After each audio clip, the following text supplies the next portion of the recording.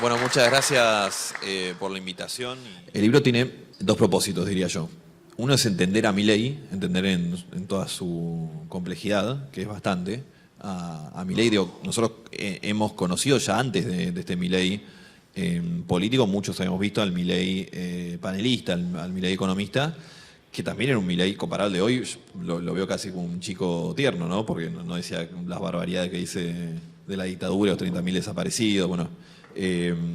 Pero era entender al Milei atrás de ese personaje violento e irascible que había en la televisión. Y déjenme decirles que en este camino de intentar entenderlo, ahí está capaz lo que es para mí, al menos para mí como autor y metiéndome con el personaje, mi gran sorpresa con el libro, ¿no? Porque si bien hay una sorpresa muy impresionante en esto de alguien que habla con los muertos, como la película Sexto Sentido, no sé si lo vieron, terminar yo empatizando un poco con Milei, créanme que es una experiencia medio lisérgica, no estaba preparado para eso.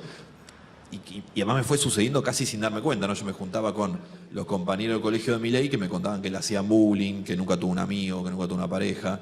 Me juntaba con sus únicos amigos que tuvo alguna vez, que me dicen que su primer amigo lo tuvo Milei a los 30 años. Me juntaba con los compañeros de trabajo del padre de Milei, Norberto Milei, que me contaban que el padre, 40 años después, cuando todavía no había recuperado diálogo con el hijo, 2017, 18, 19, mientras que el hijo contaba todos los tormentos que le hacía pasar su padre en su infancia, el padre Norberto sacaba pecho ante los compañeros de trabajo cómo fajaba al hijo, ¿no? Un tormento impresionante, además en un contexto laboral, no eran, si decimos ningún pibe nace chorro, que lo decimos y lo coincidimos, no tenemos que decir ningún pibe nace Javier Milei, lo pregunto. A mí fueron preguntas que me dejaron ahí dando vueltas y bueno, en un punto hay veces donde en la investigación me costaba no ver a Milei como este chico solo, sin amigos, que le hicieron bullying, que tuvo su primer amigo a los 30, su primera pareja a los 47 años, que adoptó a Conan, el perro, que lo habrán escuchado hablar todo el tiempo al perro, en el 2004 hasta que muere Conan en el 17, pasa 13 navidades y 13 años nuevos brindando solo con el perro. Se encerraba en la casa y le daba una copa de champán al perro y brindaba. Entonces, digo, qué vida de mierda tuvo este pibe. Porque nos vamos a encontrar con la historia de un hombre que dice venía a combatir a la casta y es un ladrón, dicho sea de paso, así como así, un chorro, lo que diríamos en criollo un chorro, que me sorprendió ayer en el debate, nadie le dijo. O sea, el tipo, de hecho en el debate dice, vengo a terminar con los que robar está mal, vengo a terminar con los chorros de la casta, y el tipo es un plagiador serial. O sea, no escribe un artículo, está robando hace años, y el plagio es un robo. Y el plagio es un robo más grave que el que te roba en la calle porque necesita comer a la noche. Y bueno, ha pasado. Milei además es una persona que llega a los medios con su discurso de quemar el Banco Central, de terminar con la casta, etcétera, y llega ahí siendo el pichón de Urnequian, el peón de Urnequian. Y después lo que es su espacio político, una cosa muy impresionante, que anticasta no tiene nada, que tiene a lo que Fede Simonetti, el de País Boludo, dice para mí la mejor definición, que llama la casta base. O sea, el partido de la casta, no solo de la anticasta, es la casta base, es la resaca de la casta. Y yo le puedo nombrar y puedo estar una hora hablando de uno por uno los miembros de la Libertad Avanza, donde no tenés un liberal, donde no tenés un libertario, donde es todo reciclado de otros partidos, o que estuvieron en otros partidos, o que no les dio el piné para estar en otros partidos. Podemos hablar de Ramiro Marra, de Kikuchi, de Oscar Sago, de Bussi, Martín Menem, bueno, podemos estar una hora hablando. Entonces, bueno, la idea del libro era, bueno, ponerse a la disposición sobre todo a los votantes de Milei, decirle, che, miren, o sea, si ustedes quieren, no sé, les gusta el liberalismo, está bárbaro, pero esto no es liberalismo. Acá te están vendiendo gato por liebre. A ver si la encuentro. Lo que es para mí la mejor frase del libro, que la dice Yamil Santoro, no sé si lo conocen, un dirigente liberal que en su momento tenía una relación cercana con Milei, después se perdió, pero fíjate cómo cruza la biografía de Milei con el malestar de la sociedad. Dice Yamil, página 191 del Loco, hubo una tormenta perfecta entre lo bizarro, lo kitsch, el odio y el desequilibrio. ¿Cuántos políticos tenés que pongan un sentimiento de verdad arriba de la mesa cuando hablan? Javier es psiquiátrico. está humanamente roto y por eso es tan potente. Si uno quiere impostar la mitad de las cosas que hace Javier, llega un momento que no sos creíble. Cuando Javier se pone loco en serio, porque Javier sublimando el odio a su padre en el Estado y en la política. Está roto y ese odio es de verdad. Entonces empatiza con la gente que está enojada. Pero bueno, hay algo ahí. Hay algo ahí, cómo conecta este tipo roto, realmente roto, tuvo una vida pero extremadamente difícil, con esa sociedad también que está pasando un momento muy, muy complejo. El otro día Carlos Pagni decía, haciendo un análisis parecido, dice, Milei, al que le hicieron bullying toda la vida, conecta con una parte de la sociedad que siente que la política le hace bullying porque no le responde, no resuelve los problemas. Pero uno cuando lo ve, hay un montón, como coincido que hay 550 argumentos que explican el auge de Milei, lo que fue el triunfo de la PASO, pero hay uno que es este, ¿no? Y que además es llamativo, que lo mismo en un punto lo hace a Milei potente, el Milei gritando en la televisión, no es un acting, sino que es esa vida tan jodida que tuvo. Los votantes de Milei que votan al verdugo, honestamente, de hecho lo estuvimos hablando hace un rato, me cuesta todavía terminar de dimensionar la respuesta en esta línea de que, jugando con la frase famosa de Menem de si decía lo que iba a hacer no me votaban, bueno, Milei te lo dice. Entonces vos tenés empleados del Estado que votan a Milei. Y conozco casos que además la tentación sería decir, bueno, de alguna otra manera tienen la vida material resuelta, entonces de última, si no se pierden el trabajo en el Estado no pasa nada. No, hay gente que necesita ese sueldo para llegar a fin de mes y lo votan igual cuando el tipo te hace hasta spots, que son stickers, que son memes del tipo diciendo afuera, que te va a sacar sin trabajo, y lo votan. Bueno, así podría poner un montón de casos, becario de CONICET, o sea, un montón de gente sería directamente afectada por un gobierno de Milei que lo votan y que es muy visible en el discurso de Milei. Digo, no está para nada oculto, sino es de hecho como una de las banderas del voto a Milei. Ahí yo estoy desconcertado, que creo que va en línea con un desconcierto general de la sociedad. Yo intento hablar con todos los votantes de Milei que puedo, con todos. Ayer, por ejemplo, me junté a almorzar con la mamá de mi novia y las dos sobrinas de ella, que son salteñas, toda la familia salteña que están acá. Y las dos pibas, 16 años, fanáticas de Milei, fanáticas, lo iban a votar. ¿Por qué lo votan? Bueno, lo habrán escuchado una vez, que los pibes se nota mucho, porque es distinto. Porque no es lo que nos trajo hasta acá. A lo que yo, capaz, ya por mi formación periodística, por lo del libro, yo siempre mi primera respuesta es decirle, che, pero ¿sabés qué tipo no conecta con la realidad? O sea, eso, habla con los muertos, todo eso.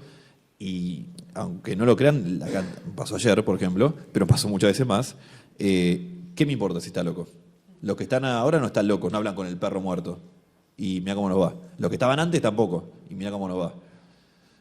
Acá en el libro, acá te iba a leer otra frase interesante, hay un capítulo, es el 15, es el más largo, se llama ¿Por qué?, que intenta entender un poco el fenómeno, ¿no? Más allá de Milei, entender las raíces.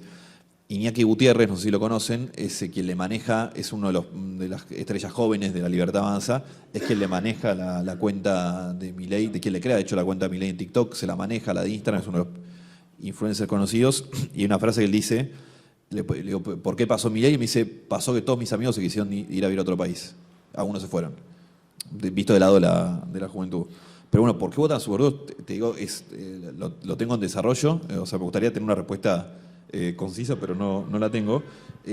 Acá capaz una frase de alguien que, en este capítulo van a encontrar autores que saben mucho más del tema que yo, Ariel Goldstein, que es un sociólogo y hizo un laburo, se los recomiendo muchísimo, un libro que se llama La Reconquista Autoritaria, que analiza, es un académico extraño él, porque además es académico y es periodista, también hace muchas entrevistas, y analiza todo el fenómeno de la nueva derecha en la región. Otro es José Nathanson, que hablando de esto de la sociedad rota, Nathanson es el director de Le Monde Diplomatique, bueno, capaz lo conocen, dice: todavía no terminamos de entender hasta qué punto la pandemia rompió la sociedad, rompió lazos, rompió matrimonio, rompió vínculos, rompió amistades. Son un montón de microhistorias que las sumás y te da que la sociedad cambió mucho subterráneamente. Es que nos encerraron de verdad, dice Nathanson. Yo lo escribí y me reputearon. Dije que había que hacer algo con los adolescentes porque se destruía todo. Un tipo de 15, 16 años que tenía una novia, la veía 2 o 3 veces por semana y de la nada por 5 o 6 meses no la ve. ¿Qué pensás que va a pasar con ese pibe?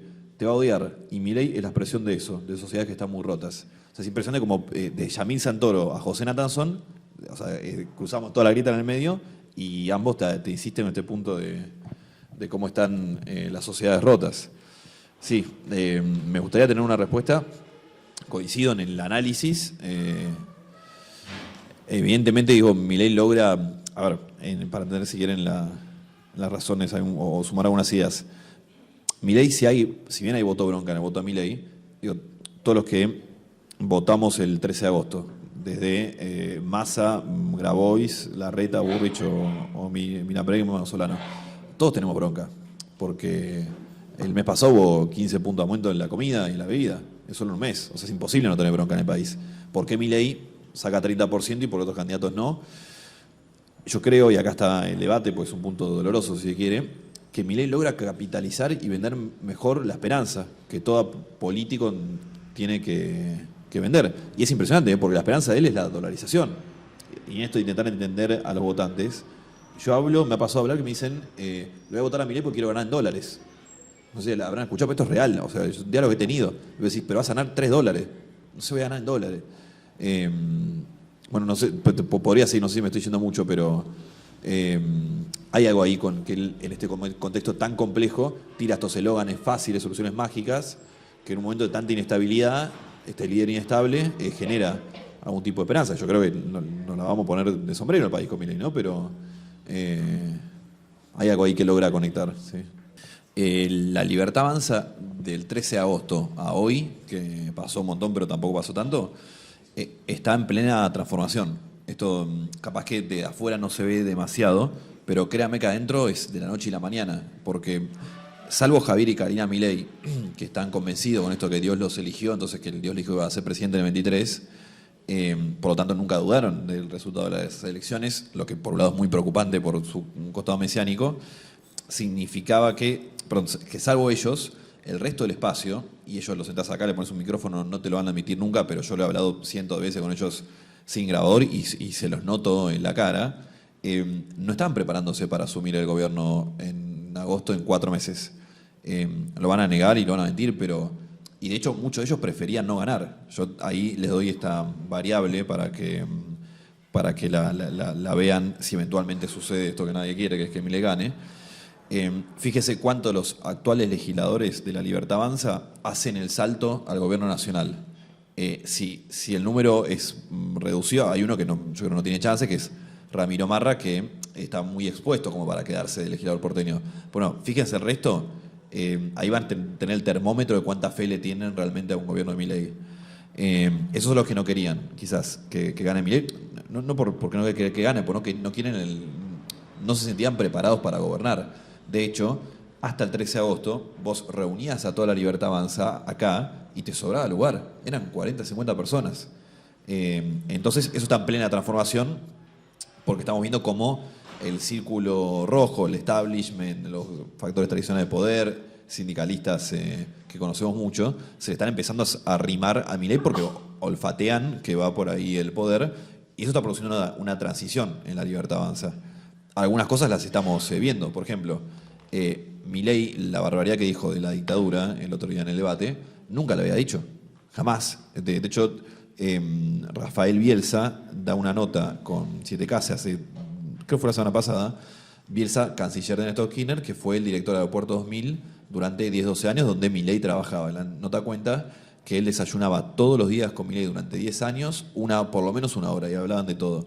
Y dice Bielsa, esto fue antes del debate, del primer debate, dice, nunca lo escuché a Milei hablar de la dictadura. O fue después, bueno, debe haber sido después, porque si te casa le pregunta a Milei y la dictadura. Y bueno, es real, digo, nunca el tipo había hablado y de repente, no es que habla, sino dice que cometió exceso de la dictadura, ¿no? Cuánto exceso de comerse 2 postres más en un asado, digo, no es el plan sistemático de aniquilación que fue la dictadura. Milei, la primera vez que la primera vez que habla del tema y niega a los 30.000 desaparecidos es no casualmente en Tucumán con el hijo orgulloso del genocida Bussi, ¿no? Con el reivindicador de Bussi. Que ahí niega a los desaparecidos. Lo que hizo el otro día fue un paso más, o varios pasos más. Por eso, digo, esto por nombrar un caso, digo, pues también se podría hablar de cómo se acercó Barrio Nuevo, de cómo se le empiezan a acercar los empresarios. O sea, está en plena transición. Pero en esto de que la historia sigue, que me parece una buena reflexión, y cruzando un poco lo que decía acá la compañía, que Milei está psiquiátrico, siempre capaz cuando uno lo ve con un poco de distancia y menos involucrado, la situación tiene otro color. El otro día me pongo a hablar con un brasilero que estaba haciendo nota de Milei, un periodista, y cuando terminamos la nota me dice algo que a mí me llamó ruido, me hizo mucho ruido, me dice, ustedes tienen suerte que lo tienen a Milei, de que no tienen a Bolsonaro. Y yo me quedé así, ¿no? Y me dice, no, pues, me dice el brasilero, cosa que nos pasa a todos. Digo, uno lo ve a Milei, yo te digo, no hay que hacer un libro para darte cuenta de Milei, está desequilibrado. Vos lo ves 2 minutos en televisión y te saltás. Entonces me decía el brasilero, me dice, Bolsonaro es un tipo muy vivo, que tenía muchos contactos con el poder real, que por eso logró mantenerse 4 años en el poder y por eso sigue con poder. Digo, ¿Milei cuánto va a aguantar? Me decía el brasilero. Que yo algo de eso, digo, lo sospecho. Él realmente es una persona muy inestable, a lo que se va a sumar la inestabilidad propia de Argentina, del poder. Él es un tipo muy solo, más la soledad del poder, la inestabilidad de él, más la inestabilidad del poder, el estrés. O sea, hay un camino muy complejo que todos los que vivimos acá lo vamos a transitar seguramente con mucha dificultad. Yo todo esto estoy intentando exagerar para ver algo positivo de estos días. Digo, pero también la nueva derecha se está jugando una parada importante acá en Argentina. Y el que le pone la cara en Argentina es Milei, que es un tipo que está inestable, que no sabe política, nunca le interesó, que está en esta ebullición mesiánica, así que quiero ver cuando haya organización, cuando él tenga que poner la cara, a ver hasta dónde va. Pero bueno, les quería compartir esa reflexión como para intentar ver una cosa positiva. Me hablabas de Joker y también esto de intentar entender el voto racional a Milei. Por un lado, les recomiendo Pablo Stefanoni, ¿Por qué la rebeldía se volvió derecha?, que literalmente abre con el Joker haciendo el juego, ¿no? Por el otro lado, también un podcast, si escuchan podcast, acaba de salir El Hilo, que lleva todo el tema de Milei, se llama El Hilo, es un podcast internacional, que hace un capítulo por semana cada país. Sacaron ahora, de ayer algo así, un capítulo de Argentina, que es muy original cómo la llevan, pues la llevan a través de una charla de un padre kirchnerista muy convencido, de clase media, con un hijo votante de Milei convencido. Y está muy bueno el diálogo también como para entenderlo en esa dimensión.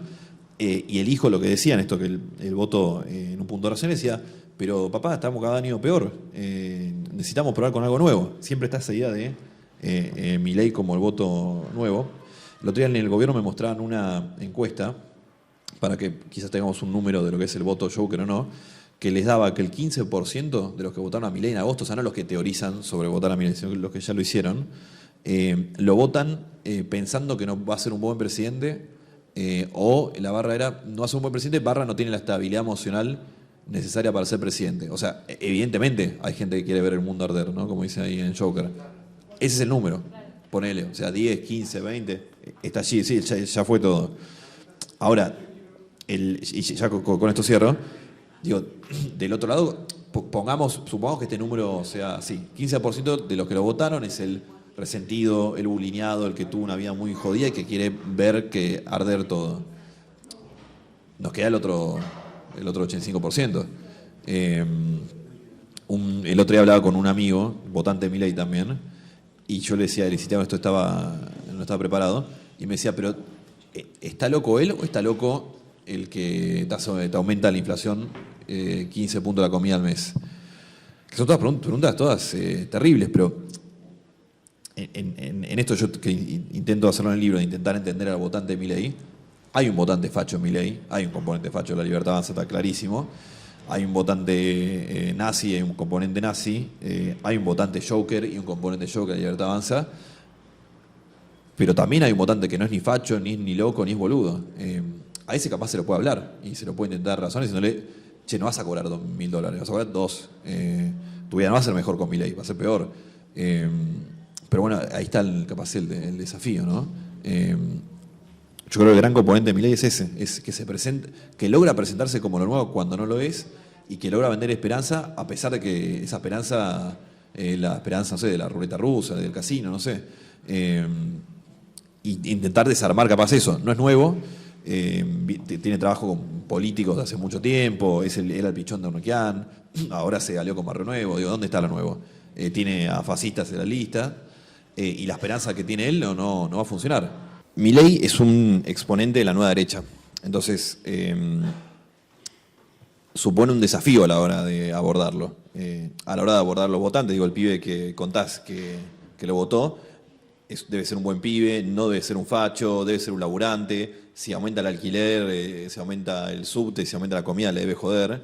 Eh, y así como como el pibe este, hay 200 casos, ¿no? Lo que decíamos recién. Si los fachos, capaz que son, o los jokers son el 15%, pero después hay un montón de otros pibes.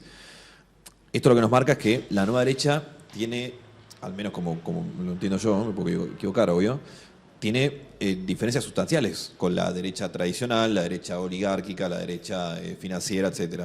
Una, clarísimamente, es que lo votan los laburantes. Acá déjenme hacer un agregado que a mí me llamó mucho la atención, o depende del día, me enojó bastante. Digo que Juntos por el Cambio jugó a inflar a Milei, está claro, todo discursivo, ahora vamos con la pregunta de Macri, cómo están coqueteando ahí. Ahora, lo realmente grave para mí fue que del otro lado, el campo nacional y popular, lo infló. Le puso los colectivos el gobierno de Tucumán en Tucumán para los actos en Milei. En Santiago del Estero, le dejo la pregunta, ¿por qué bajar la lista provincial el gobernador de Santiago del Estero? La lista de ellos, la lista de Milei en Santiago del Estero. El candidato de Milei en Tigre es un funcionario masista. Está el audio de Sebastián Pareja, el armador de Milei, diciendo esta lista la arreglamos con Malena Massa. En Loma de Zamora es de Insaurralde. Así hay 550 casos. Con un agregado aún mayor, que el día de las elecciones le cuidaron los votos, le pusieron fiscales. No me creen. Yo digo, este libro lo publiqué en mayo y ya contaba esto. Eso solamente se aceleró. Perdón, lo mandé a imprimir en mayo, se publicó en julio, pero ya en mayo lo cerré y contaba esto. Después se aceleró en esos meses, lo contó Juan Graboy, lo contó Sergio Berni. Y esto digo, me enoja, más allá de que jugaron a tocarle los bigotes a León, porque partía de una subestimación que era casi elitista. Por un lado era elitista, de decir, la lógica, que nunca te la decían, pero la lógica subyacía era, a Milei solo lo vota a los chetos, solo lo vota a la gente que tiene plata, solo lo vota a los boludos de Twitter, que además de ser elitista, era muy de vago para mí, ¿no? Digo, porque vos ibas a un solo acto, elegí cualquier acto de todos los que hizo Milei en 2 años, y en 10 minutos te das cuenta que eso no era real. Vos vas a cualquier acto de Milei, y si bien está el facho, está el nazi, está el enojado con el progresismo, con el feminismo, también está el laburante. Los actos de Milei van en colectivo, van en tren. O sea, digo, esta idea de le vamos a sacar votos a Juntos por el Cambio es de una pereza intelectual y una subestimación elitista que es muy preocupante. Entonces, la nueva derecha trae desafíos. Uno es entender que a Milei lo votaron los laburantes. Y la otra es que, y acá se agrega la particularidad de Milei, porque esto que decimos de que en 2 minutos te das cuenta que él está desequilibrado, cualquier persona que lo haya tratado, esos 2 minutos se reducen a 30 segundos. Y en el caso de Milei, él piensa que fue un gerente de Aeropuerto 2000, 15 años, y del 2017, 18 en adelante, uno de las grandes figuras mediáticas de Argentina. Entonces, muchos grandes empresarios lo conocen a Milei. No es que yo le tengo que contar que Milei está como está. No es que yo le tengo que decir, Milei habla con el perro muerto, porque él se lo contaba a todo el mundo. Y él decía que era elegido de Dios a todo el mundo. Bielsa en esta nota cuenta que él ya se lo decía a quien era su jefe. O sea, imagínense la disociación que había ahí. Por ejemplo, a Milei lo llevan en febrero de este año al foro Yao Yao en Bariloche, que es la gran meca de la reunión de los mega empresarios. Estoy hablando de los 15 tipos de corta de bacalao, Galperín, Eurnequian, Erstein, etcétera, que tiene una particularidad adicional, el hecho de que viajan todos a Bariloche, a ese hotel exclusivo, y están medio conviviendo como un viaje egresado del círculo del jet set de 2-3 días.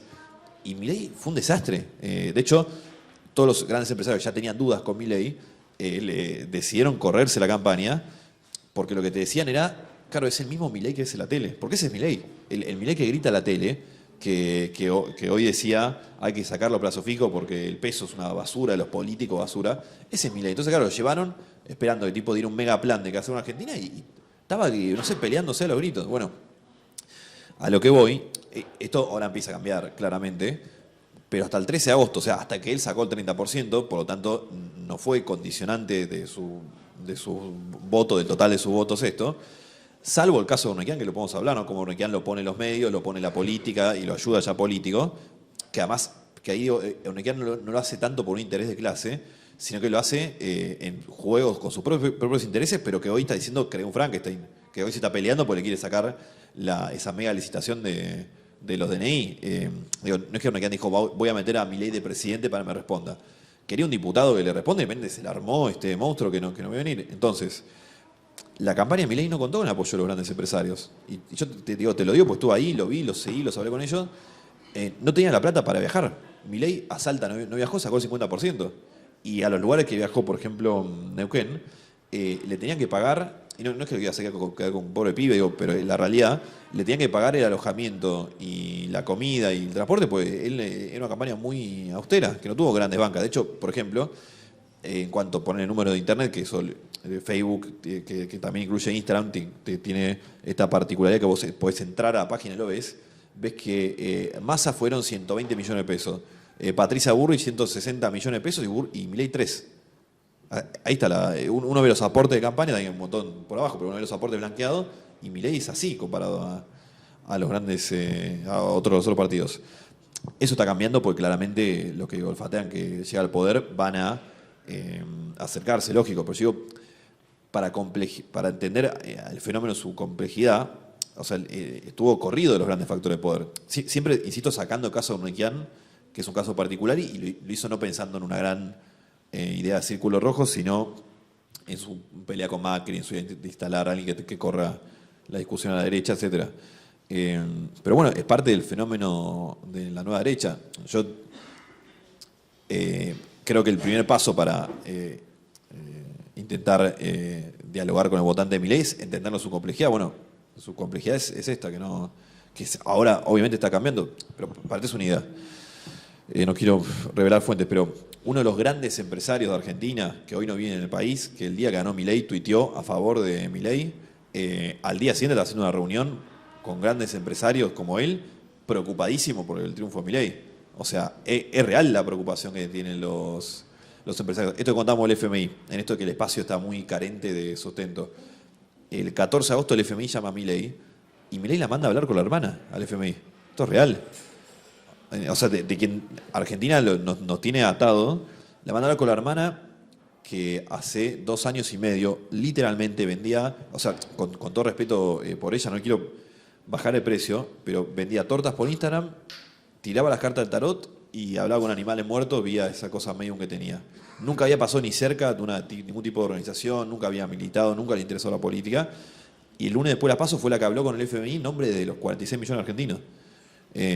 O sea, está todo muy atado con el hambre. Eso, digo, está cambiando, pero tenemos que entender al triunfo de Milei las PASO, que es la antesala de lo que pueda pasar en octubre, con los factores de poder, digo, como el candidato del anti-establishment en un punto. Por hecho, la dolarización, a un montón de empresarios, de los grandes empresarios, no les conviene. No les conviene, digo, no es que están todos los grandes empresarios empujando la dolarización. Tenemos un multiverso ahí que nadie entiende muy bien lo que va a pasar, ni siquiera los grandes empresarios. Así que bueno, es como para ahí seguir pensando y reflexionando. No sé si le... y perdón, y el macrismo.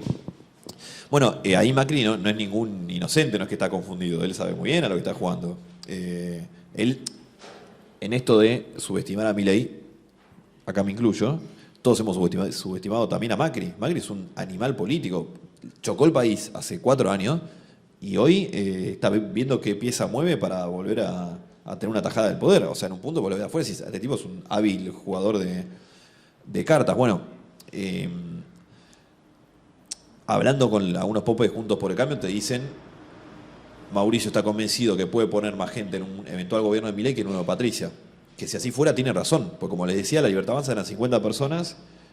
O sea, no tiene ni siquiera el material de personas, digo, para llenar el Estado. Y empieza a poner más influencia ahí. Algunos mucho más escépticos de la maldad de Mauricio dicen, está pensando en lo que pueda pasar en una eventual asamblea legislativa. En el sentido que Macri lo conoce muy bien a Milei. De hecho, lo conoció después de llamar a Ornequian y pedir que se lo presente. Y esto que calculo, que veo yo, de que él es un tipo muy inestable, lo debe ver Macri. Entonces alguno dice, está preparándose lo que pasa si hay una asamblea legislativa. Bueno, ahí ya en las especulaciones no lo sé. Lo digo, es claro, ese coqueteo es claro. No, es tan claro, de hecho, que hasta Burrich se enoja. Digo, no hace falta que... O sea, en este sentido es bastante transparente. Es un coqueteo ante un Macri que debe estar pensando en si gana Milei y no gana Burrich, y en una realidad, digo, le falta gente, le falta apoyo, le falta estructura. Si Milei es el loco y es el inestable, Villarruel es lo contrario. Es fría, sabe perfectamente a lo que está jugando. Si uno fuera del partido militar, sé que existe, diría, es un gran cuadro, porque ella sabe bárbaro.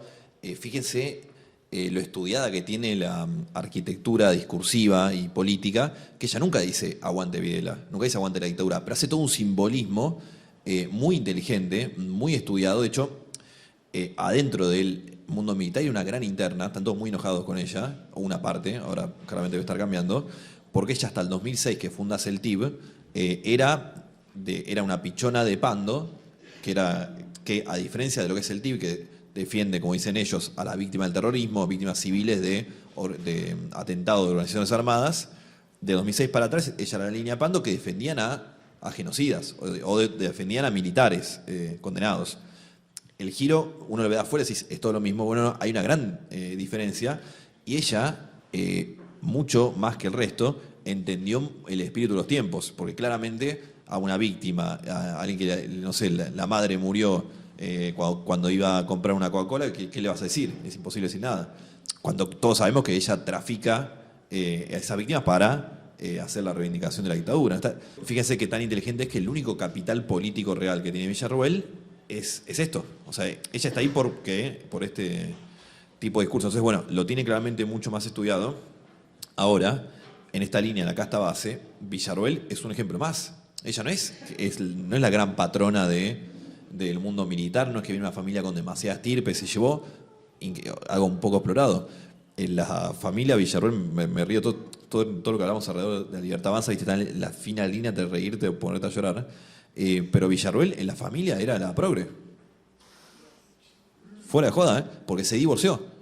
El padre durante años no le habló y estuvo peleada con el padre porque se había divorciado. Algo para tener una idea de los conservadores que eran ahí. Ella no tiene víctimas familias víctimas de dictadura, etc. Y cuando hace este giro se pelea profundamente con toda la otra pata del mundo militar. Entonces no tiene...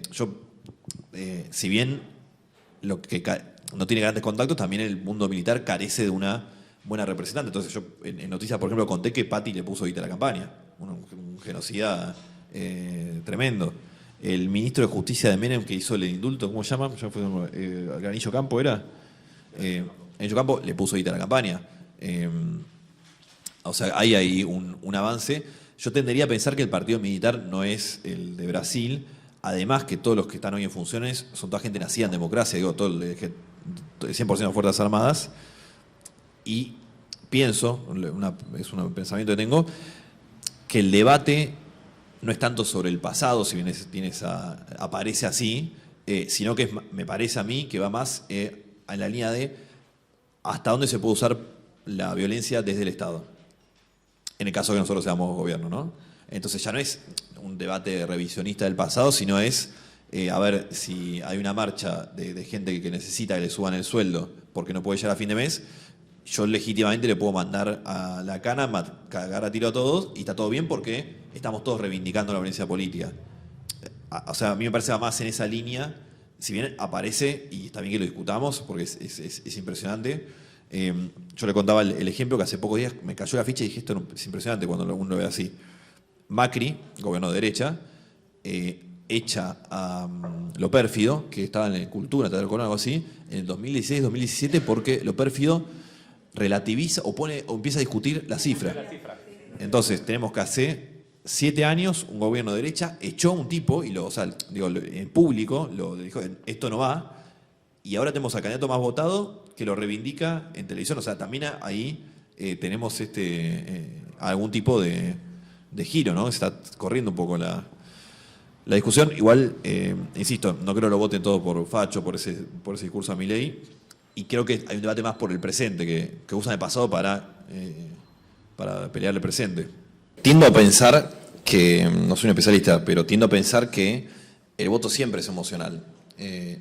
Salvo un mínimo porcentaje de la población, capaz acá, digo, estamos pensando en política, estamos informados, analizamos a todos los candidatos. Yo creo que la mayoría vota por la emocionalidad.